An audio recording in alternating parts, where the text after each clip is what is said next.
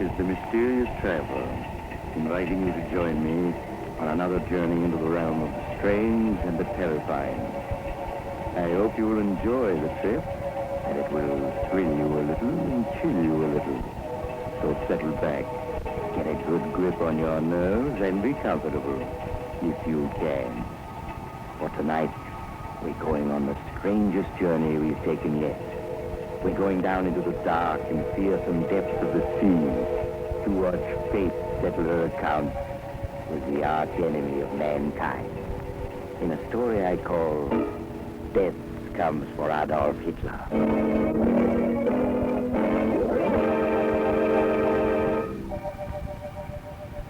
My story begins in the radio room of the American destroyer Spindrift, on patrol duty somewhere in the Atlantic. It is late at night. Chief radio man Mike Williams, headphones over his ears, is checking on the dozens of messages whispering through the ether. Beside Mike, his relief man Joe Norman is sitting back with his feet up, working a crossword puzzle and mournfully humming to himself. Show me the way to go home. All the time I want to go to bed. A little quark. Joe, cut it. Huh? What is it, Mike? Cut it, Joe, cut it. I'm getting something. You can just barely hear it. Something for us, Joe? Shh, wait. I'm getting it stronger now. There, it's clearer. Holy cow. Yeah, what is it? It's a German sub. On the bottom and calling for help. Ain't that something? Shall I notify the skipper? No, nothing we can do. Must be hundreds of miles away. Get a pencil on, put on those headphones. We'll take down the message, whatever it is. Okay, I got a pencil here. I got the phones, huh? But... Are you kidding me? I can't hear a thing. Of course I'm not kidding. I tell you, I had it just now, then it faded out. Wait a minute. It's coming back in again. Hello? This is Oberleutnant Reiner, the undersea boat Wolf. Listen to me. Anybody who may be picking up this message, please listen to me. There's nothing anybody can do to help us, but please listen anyway. Makes it easier if I can talk. Easier to face what is coming. Because we are doomed. And we know it. Only yesterday afternoon, as we were cruising on the surface, recharging our batteries, we thought our mission was as good as accomplished. I was up on the conning tower with Captain Metz. With us was our passenger, our very special passenger who called himself Herr Schmidt. Of course, that was not his name, and we all know who he was.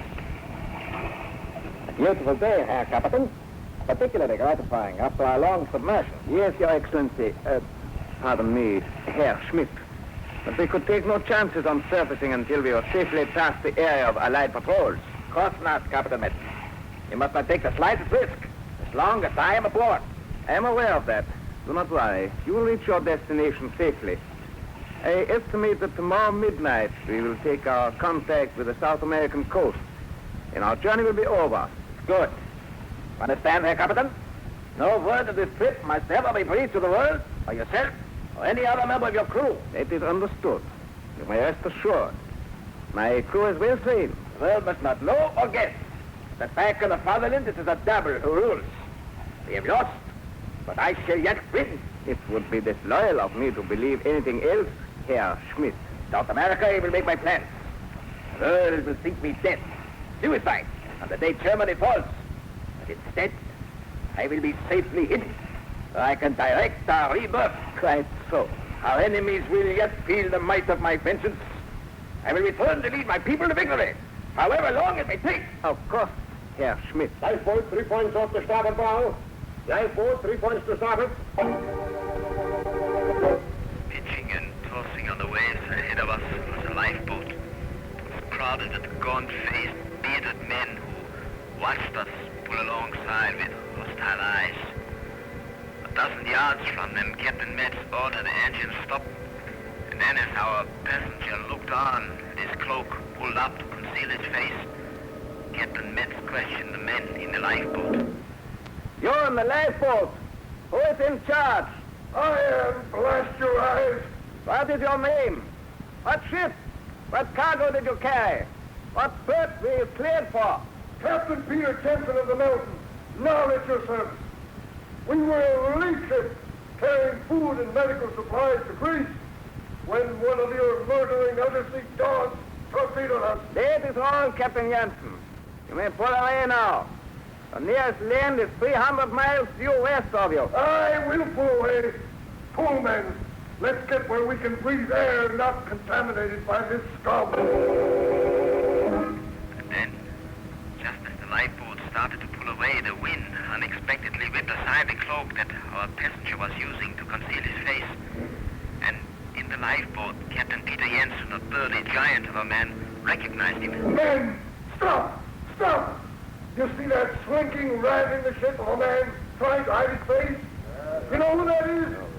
Take a good look at him so you can tell your children you've seen the murderer of mankind himself, the arch-devil who really gave the orders that sent our comrades to the bottom. I fear you have been recognized, Herr Schmidt. Stop them!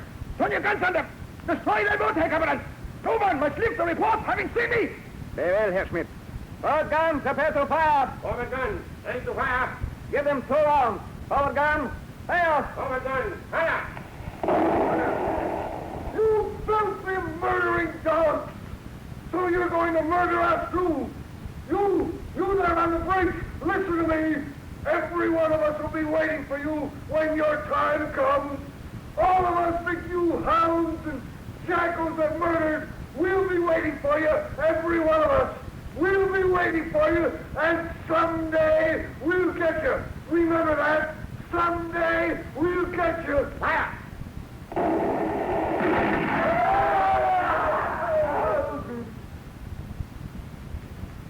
They are gone? Yes, we have finished them. There will be no eyewitnesses to tell of seeing you aboard a submarine in these waters, Herr Schmidt. It's good. Well, never know that I have left Germany. Must never guess. The whole future, the fatherland. What is that sound? Bombers. Patrol bombers coming this way. Get below at once. We are going to submerge.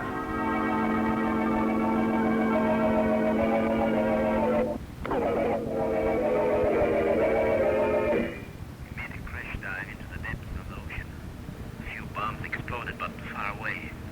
The patrol planes were too late. Captain Metz gave the necessary orders while our illustrious passenger looked on, his face pale, drops of sweat on his brow. What is our depth now, Muller? 75 feet, sir. Good. Then we should... The pumps! They're coming closer.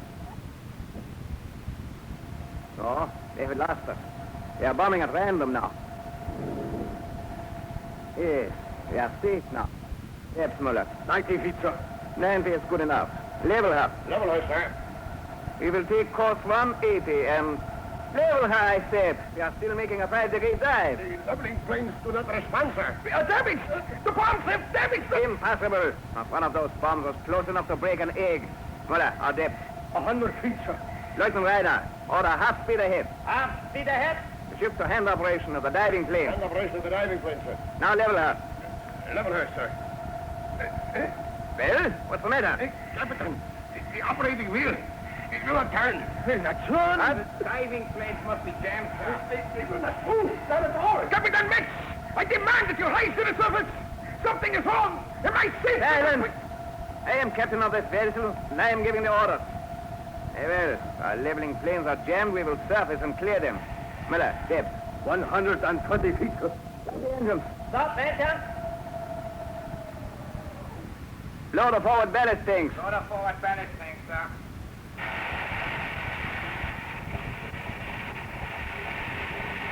Now our bow is coming up. They are leveling off, sir.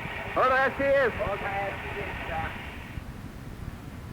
Muller, how fast are we going up? We are not rising at all, sir. Not rising? None. With the motors off, we must be. We should be. But we are still descending at about 20 feet a minute, Captain. Captain, I demand to know what's wrong. I order you, take me to the surface. I am just as interested in reaching the surface as you are, Herr Schmidt. Blow the main ballast tank until we start to rise. Blow the main ballast tank until we start to rise.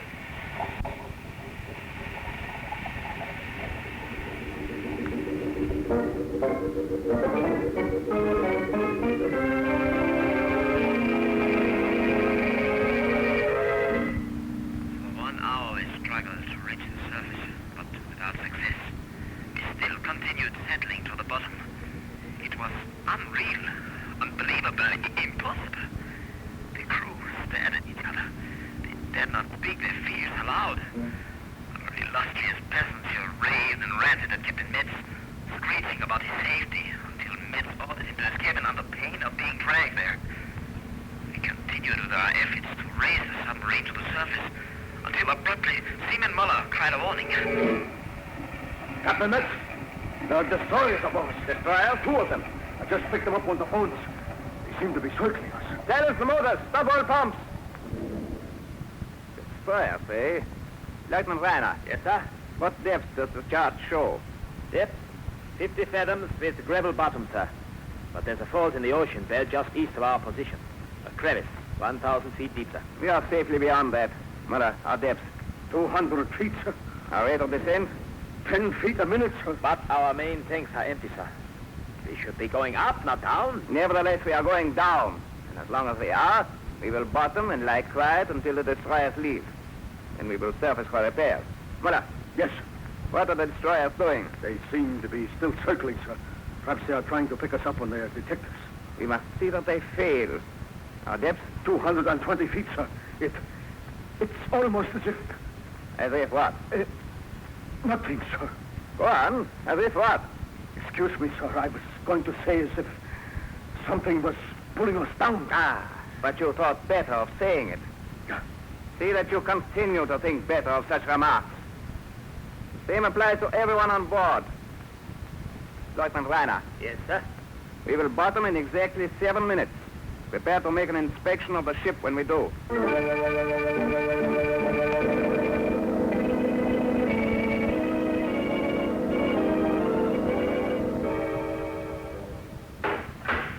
Well, Lieutenant Reiner, I have finished the inspection, sir. and your report? Everything is in perfect order, sir. There are no leaks. The batteries are fully charged. All motors in working order. All pumps operating. Then obviously there's no reason why, when we choose to surface, we should not do so. No, sir. Muller, what about the bloodhounds who are trying to sniff us out on the surface? Those destroyers. I have heard no propeller sound for 20 minutes, sir. Then we will surface. Load the auxiliary tank. Load the auxiliary tank, sir.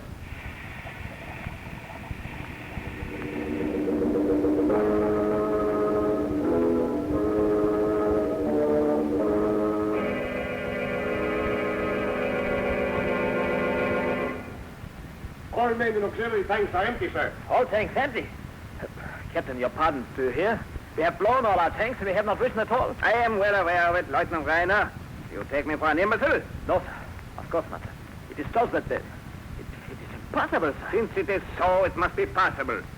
Obviously, we are stuck in a mud bottom. But the bottom here is gravel, sir. The chart says so. The chart is wrong. I say it is mud, do you hear? Yes, sir. Mud, sir.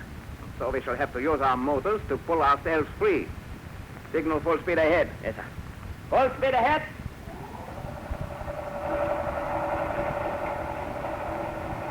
They are not moving, sir. Now what is it? Why have the fools cut the motors? Excuse me, sir. Engine room reporting. Yes. What is it? Well, what have the idiots to say for themselves? They say the propeller is fouled. Fouled? How could it be fouled? It is impossible for it to become fouled on this bottom. Yes, sir. They say it is not entirely fouled. It will turn, but only very slowly. As if... As if what? Well, sir, they say it turns as if something were holding it, trying to keep it from revolving. The fools. When we get back to our base, I shall court-martial every man aboard. Perhaps the propeller is tangled with some seaweed. That is all. In that case, we may be able to reverse and free it. Full speed astern. Full speed astern!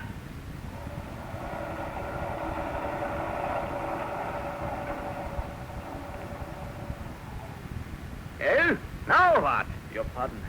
The engine room reports the propeller is still fouled, sir. It behaves as it did before. It turns, but as if something is holding it back. And to think that I, Hans Ludwig von Metz, thought I had the finest submarine crew in the world. A brainless pack of idiots who become stuck in the mud on the bottom and they go to pieces like old women. Now listen to me, all of you. The next man who shows... Captain Metz. Ah, Herr Schmidt. I trust you have not been worrying. Everything is quite under control. In my captain, I've been hearing sounds from outside the submarine. Sounds? What kind of sounds? Scratching sounds, tappings on the metal. They sound as if someone is trying to get into the submarine. Silence! My dear Herr Schmidt, you've had nothing except the noises made perhaps by pebbles being swept against our side by the current. That is all. But I tell you, it sounds like hands rapping and tapping, scraping at the hull, trying to get in. Why are we staying down here on the bottom? Serve it at once, you hear me? I order you, serve it at once. That, Your Excellency, is what I am about to do. Now, all respect, may I suggest that you return to your cabin. Your presence here may impede our efforts. Very well, Captain. But see that you take me to the surface at once. Have no fears. Lieutenant Rainer, perhaps you will assist Herr Schmidt to his cabin. Yes, sir. Certainly. If I may open the door for your access. Captain! Captain Metz! Well, what is it? Captain, we hear them too. Sounds coming from outside our hull. I hear no sounds. Captain, I can hear them now, quite plainly, on my detector phones. It's not possible to identify them, but they sound as if many people were climbing up our sides and... There. Perhaps that will bring you to your senses. Listen to me, all of you. Temporarily, we are stuck in the mud. The current is sweeping debris or pebbles against us. You are all acting like children who think they see a ghost in a graveyard. In an hour, we shall be on the surface. You have my word for it. To get free from the mud, I shall fill the bow tanks, then blow them and fill the stern tanks. We shall seesaw ourselves loose.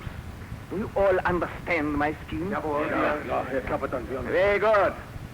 Load the forward ballast tanks. Load the forward ballast tank, sir.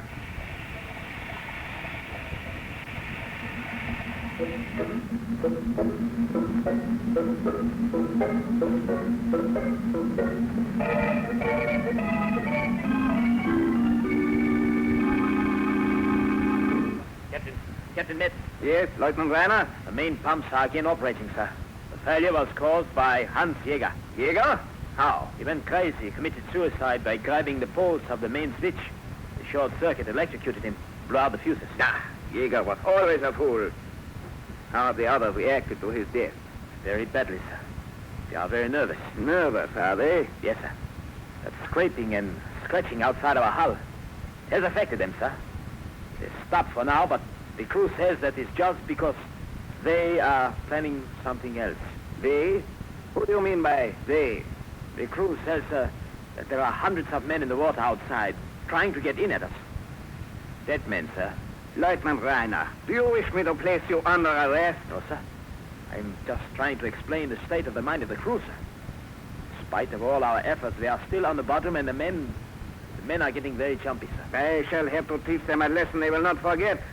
They are taking their cue from our illustrious passenger, of course. If he had not come out here with his ranting and raving... Never mind that.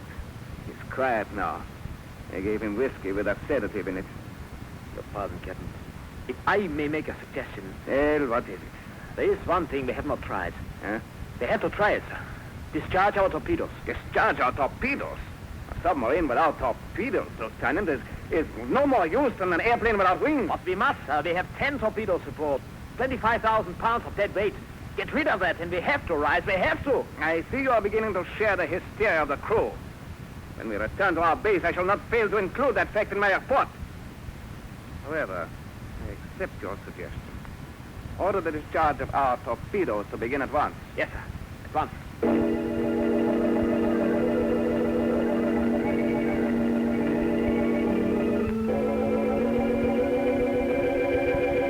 They began discharging our torpedoes. 2, 3, 4. Then the submarine moved, but not upward. To my horror, as I watched the instruments, we began to move downward. 50 feet, 60 feet we slid, as if sliding going down a slope on the ocean bottom. After we had fired 6 torpedoes, we were actually 100 feet deeper than we had been. Then the firing stopped. I went forward to find out what was wrong. It's no use, I tell you, it's no use. We are going down, Adolf, down. Yeah, what's going on here? Your man mumbling about. Why we not discharge the rest of the torpedoes? You know what is going on here, Herr Lieutenant. We have fired 6 torpedoes to lighten ship, and what has happened? We are sinking deeper. He is right. Yes, we are going deeper. Our planes will not stand it. We shall be crushed, drowned like rats in a trap. Hey! We're not going deeper. We have come to a stop already. Even if we should slide a little further, we still have a margin of safety of at least 100 feet. The very fact we have moved proves we are breaking free from the mud. No, it is not true. We are not stuck in the mud. We are not. Ratman! No more of that. No more of that. Why should I? Be quiet. We all know we are not in any much. We all know our tanks are empty and we should have been on the surface long ago. We all know why our propellers will not turn, and we all know why we cannot rise too. Ratman! Because we are being held down. We are being held down by 1,000 dead men who are crawling all over us, scratching at our plates, trying to get in. They have come from all over the 7 seas just to hold us down, just to see we do not get away. Listen to them. Listen. You can hear them now. Listen. Ah, what nonsense. Ratman, come to your senses. It's only our planes groaning under pressure. That is not true. You know better. We all know better. Who dragged us down here to the bottom? Whose hands are keeping our propellers from turning? Whose bodies jammed our diving planes? Whose weight is keeping us on the bottom? The deck. Ratman, I order you to be quiet. It is too late for orders. There is only one way we can escape. That is to give the ones outside the man they want. They want our passenger, the one who calls himself Herr Schmidt. We all know who he is, and so do they. And they have come to get him. Ratman, you are under arrest. Listen, all of you. Let us get this Herr Schmidt with his funny mustache. Put him in a torpedo tube and send him out to the deck, outside. Let them have him. Then they will let us go free. It is our only hope. Hey, Ratman, Captain Metz. I heard your interesting little speech just now. And this is my answer. Does anyone else want the same medicine to bring him to his senses? Then to your stations. Lieutenant Reiner, continue to discharge our torpedoes.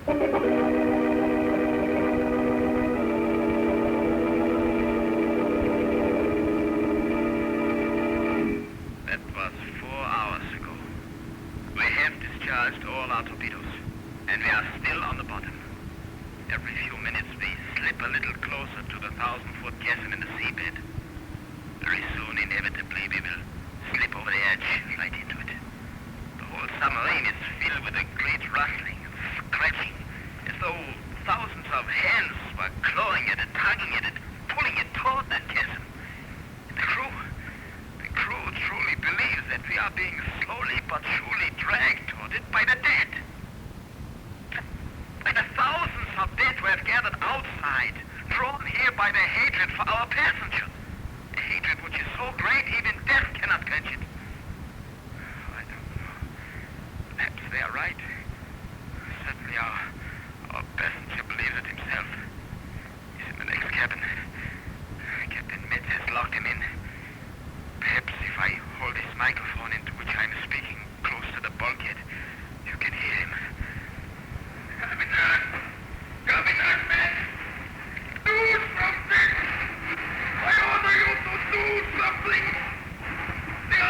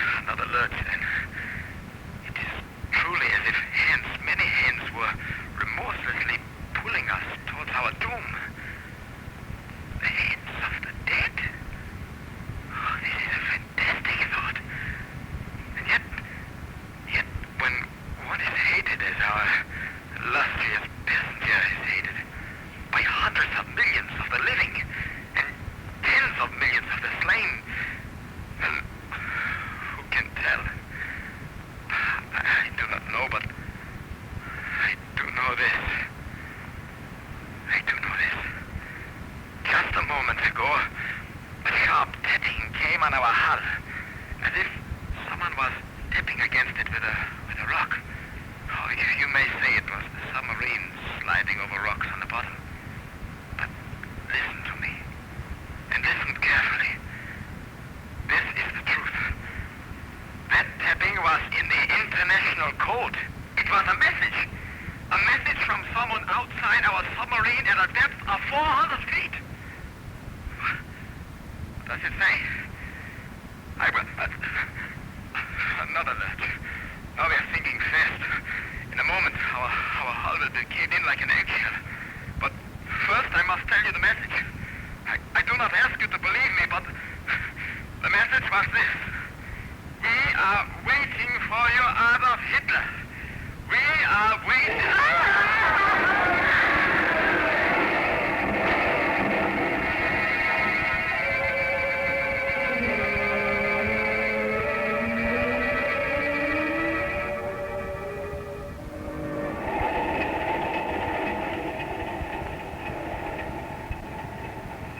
This is the mysterious traveler again.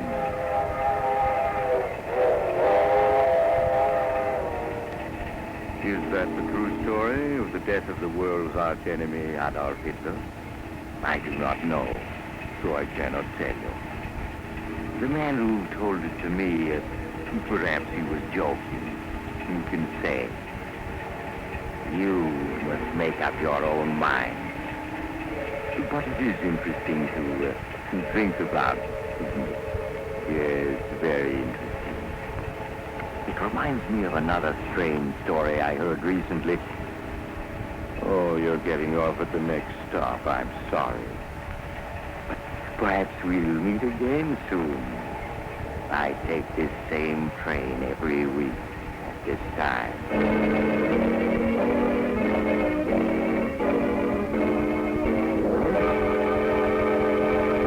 In tonight's story, Death Comes for Adolf Hitler, Tony Barrett played Lieutenant Reiner, Philip Clark played Captain Metz, and Lon Clark played Adolf Hitler. The Mysterious Traveler is written by Bob Orfer and David Kogan, and original music is played by Henry Silverne. The entire production is under the direction of Jock McGregor. You've been listening to Theater of the Mind. Join us again next Sunday night for more vintage radio drama with The Haunting Hour and The Mysterious Traveler on 104 Chum FM.